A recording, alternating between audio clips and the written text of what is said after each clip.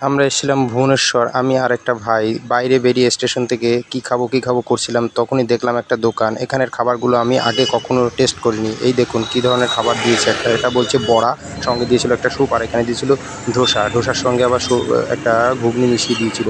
তবে এর টেস্টটা কিন্তু খুবই সুন্দর ছিল। আমি কখনো খাইনি যদিও, প্রথম খেলাম, খেয়ে বেশ একটা মজা অনুভব করলাম।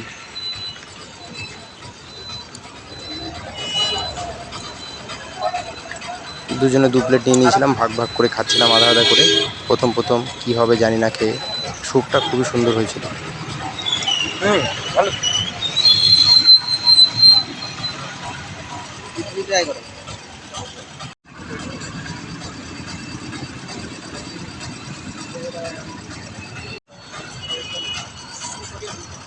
ভালো লাগছে। এই দেখুন আমাদের খাওয়া প্রায় কমপ্লিট। এরই মধ্যে কিছু পায়রা উড়ে এলো, মনে হলো পায়খানা করে দেবে খাবারের মধ্যে। খুব ভয় লাগছিল।